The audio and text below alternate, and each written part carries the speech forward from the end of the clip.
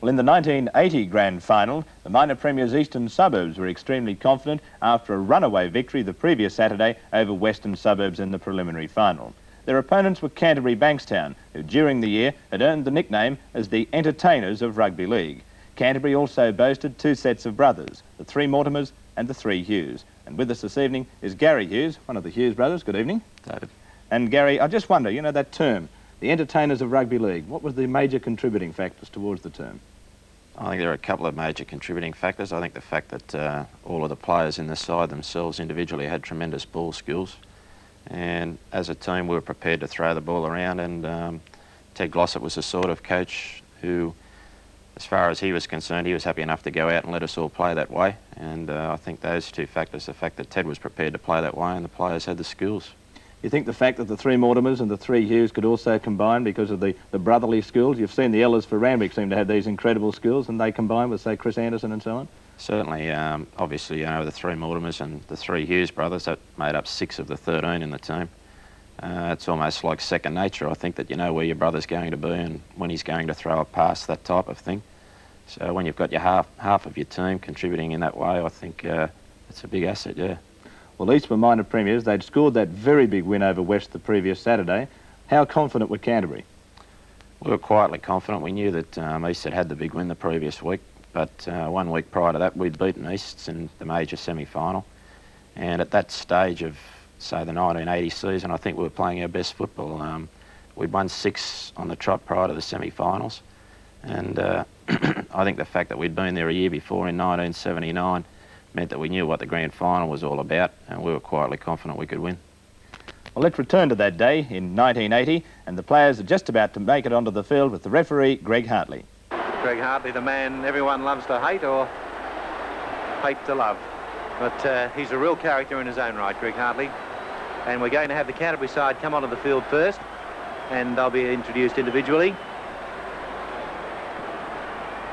Secretary Peter Moore, and there's South Sydney Secretary Terry Parker alongside him, and fullback Greg Brentnell to be first on. Greg Brentnell, a former Australian rules player. This is the Canterbury side, and the only change from their successful team in the semi-finals, Chris Anderson resumes on the wing, and that allows Peter Mortimer to join his brother Chris in the centres. Eastern Suburbs side is unchanged from that which annihilated Western Suburbs in last week's preliminary final. The team unchanged, and the only injury worry really was with number 13, John Harvey, with a hamstring tear, but he is okay and will play.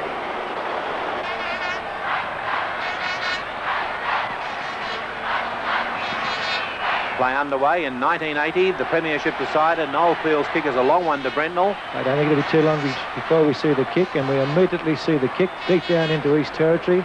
So obviously early tactics for Canterbury will be to play the game in East's half. And Marty Gurr's going to put it back.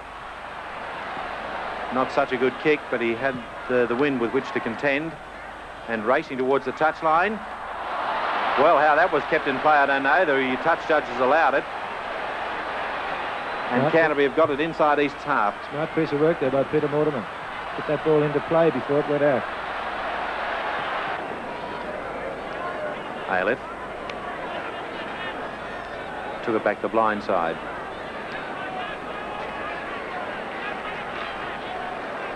To Lang. Aylett. Big strong man. He's going to be put down on the ground. Aylett and Graham Hughes having a set to. Robinson coming in over the top, and the touch judge coming in to report that. I think that was unnecessary. That happened right in front of Hartley, but Hartley's got no option but to stop play. And Hartley getting right in amongst them. He really doesn't want anything to develop in this game. Got a feeling out there.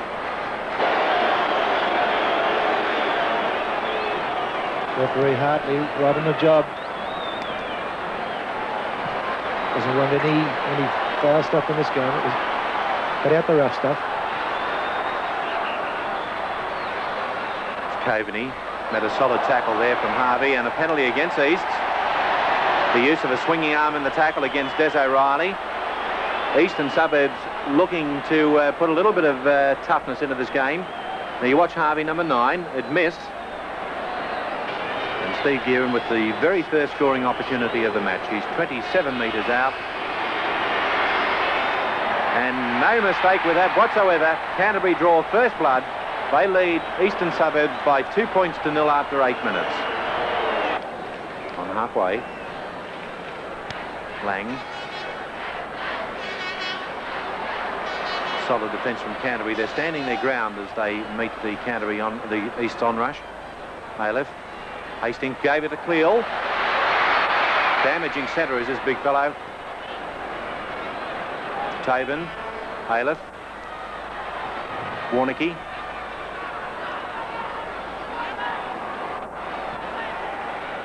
It's Hastings, the halfback, playing it. Posted, trying to run around his man, and gave a beautiful pass to Michael. He's got loads of pace. Steve Mortimer coming across. Michael for the corner, and beautiful tackle from Mortimer. Into touch. Great covering tackle from the halfback.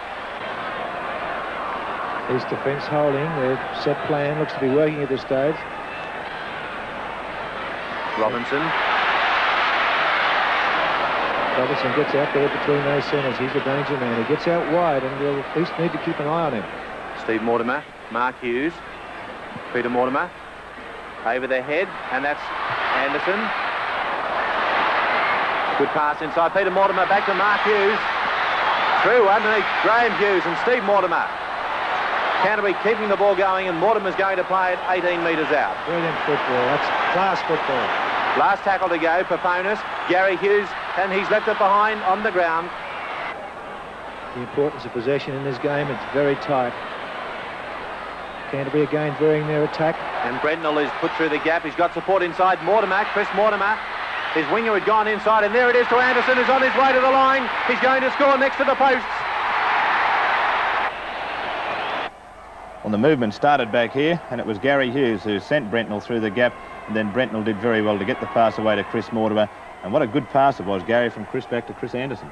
Tremendous pass. As you can see there, he's got one player down low and two players on either side of him, and great support play from Chris Anderson. He certainly had that happy knack of scoring tries when we most needed them, and that try in the first half was a great boost. And now the goal from Guerin, 7-0. You must have been happy at that stage. Yeah, Steve Guerin's goal kicking in those days, as it is now even, was tremendous, and a great boost to know that he was always going to put that 2 points on the board. That's Peter Mortimer there to play it as he goes behind to Brendel. Harvey wanted to play it, didn't realise there was 6 tackles. Oh, if there wasn't a loose arm in there, that's a penalty going to Canterbury, and it's to East at least. It's against the Canterbury halfback, Steve Mortimer. From the quarter line, and he's got it. First point, 7-2 the score. Just over 7 minutes before half-time, and a scrum being fed by Mortimer. Penalty, and it goes to East. 33 metres out. Ken Wright, not a difficult kick, got it in the air nicely, and it's straight. Well, I'd imagine that the coach, Eastern Suburbs coach Bobby Fulton, would be quite happy to go in at this stage. Only 3 points the difference. There's this Noel Creel again just throwing himself into the Canterbury defence. But Bobby Fulton would be quite happy with this, no doubt. It'll be East's turn in the second half to use the win. Canterbury, and I think quite a few, as I said before, quite a few people would have thought that Canterbury would be well and truly in front. Having had the spell and the way they throw that ball about, but the East defence has contained the Canterbury attack, and well, as each minute of this game goes on, East are looking a lot stronger. Well, what was said at half-time? Did Ted Glossop say anything to you, or did he just think that you had the game in control?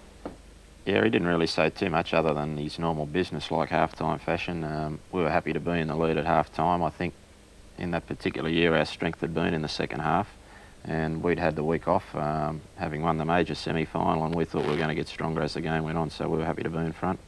You didn't have any set plan to go out in the second half to open it up at all? You just wanted to keep going the same way? Yeah, just go out and continue to play the same way. I think open it up probably wasn't the right term there. We always liked to open it up when the opportunity was there, and as I said, we just went out the second half, continued to play the same as the first.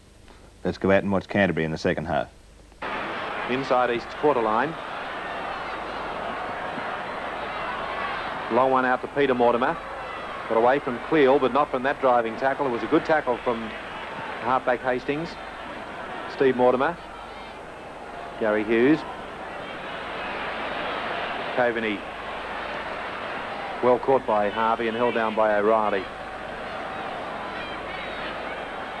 Graham Hughes, Robinson.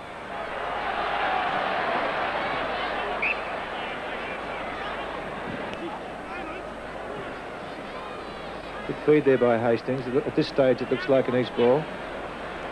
Well, some decision's got to be made here by referee Hartley. The ball not coming out, and it'll be a penalty, and it's going to Canterbury, and that is against the Eastern Suburbs halfback, John Lang. Lang has collapsed in the scrum. This will be a handy lead if he can kick it against the breeze. Oh, no mistake. That's a beautiful kick from Gearin. 9-4, never off target. Lovely kick. So Steve Mortimer, midway quarter line, halfway. Canterbury ball, Garry Hughes. Pushing off right as though he wasn't there.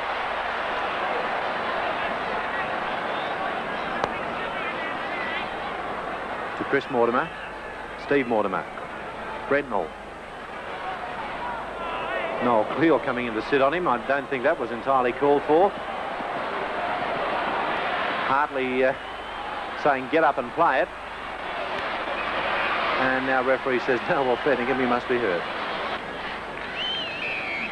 Brendel okay to start. Coveney. Graham Hughes, Steve Mortimer, Garry Hughes, Robinson. And doing very well, getting it out to Gearin. Caught by Wingham, David Michael. Garry Hughes, Mark Hughes, Graham Hughes. Johnny Lang, the tackler. Good tackle too. One tackle to go. Steve Mortimer, Garry Hughes. Got Brentnell outside. Throws a long one out to his winger Anderson on the far side. Held by McFarlane. Crowd obviously waiting to see which team is going to crack first. That's a fine win to Canterbury. With Brentnell chiming in once again. He's always dangerous. Well, they've got an overlap here if they use it quickly, and it's Peter Mortimer being chased there by Bowstead, and a lovely tackle. Kerry Bowstead. Here. Canterbury need to quick play the ball. Brendel, Garry Hughes. Inside it went. Steve Folkes.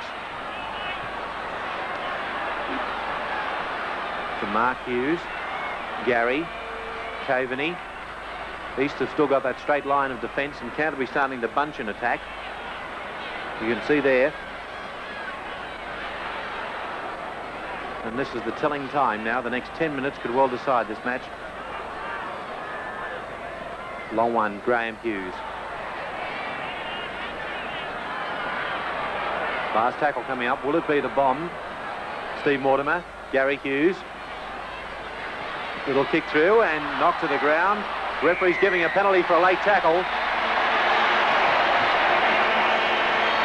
Well, look at that again. You'll see that Garry Hughes tried the little kick through, and in the referee's opinion, he was obstructed after kicking. Now, here's the kick. The ball's gone through.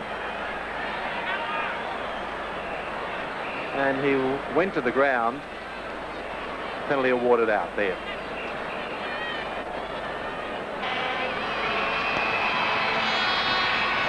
Steered that one through too, and that's a better lead for Canterbury. 11-4. That's a high drop kick rather than a long one. Peter Mortimer met with a solid head-on tackle from Gary Warneke. Steve Mortimer, Folkes.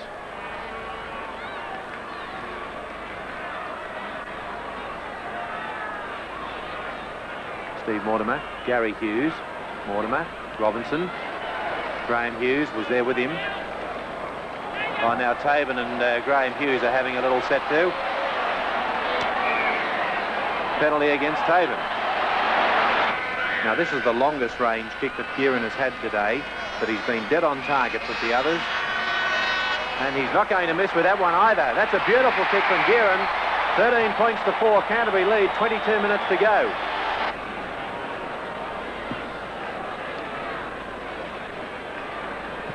Brendell's grubber kick is a long one that might find the line. Still rolling. It's a long kick.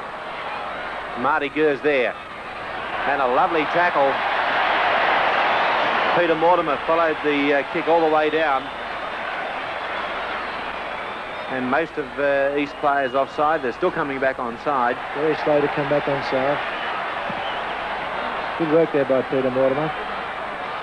Tobin making a break. Good support. Johnny Lang, the hooker, gave it out. Terry based it upfield. Can he wrong foot the defence out to David Michael? And again, Steve Mortimer. Harvey, Warnicky. Quick passing, but mistake. Canterbury have got it back. And I'd say that is the end of Eastern Suburbs in 1980. 7 minutes to go. And Canterbury looking for another try now.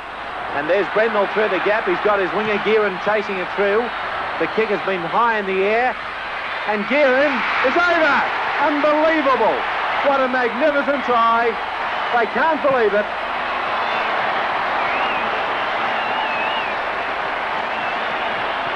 What a magnificent take by the winger Stevie Gearin. And here it is with the kick being put up. It was Greg Brendel, the centre. What a way to finish the season. Well, Gary, at that point, 13 points to 4, but what a try. People have described it as the greatest grand final try ever. Yeah, I think it gave all of us a great thrill, David. As you said, 13-4 at that stage. We were feeling fairly confident that we were going to go on and win the game, but there was still plenty of time left for East to come back. But that try was obviously the clincher, and to do it in such an exciting way, I think gave us all a great thrill. One could almost call it the perfect 10 try. Yeah, we certainly all gave Steve Gearin 10 out of 10, but there were guys inside who'd done very well. It was a turnover by East, and we spun the ball wide on the first tackle, and Greg Brendel and brother Graham, they all did exceptionally well to get Steve out in the clear there. The goal kick by Gearin, that made it 6 out of 6. Yeah, it's 6 out of 6 that day. I think he kicked everyone over the black dot too, so that's a big bonus when you've got someone in your side who can kick goals that way. Steve Gearin. What a fine performance. Aylett.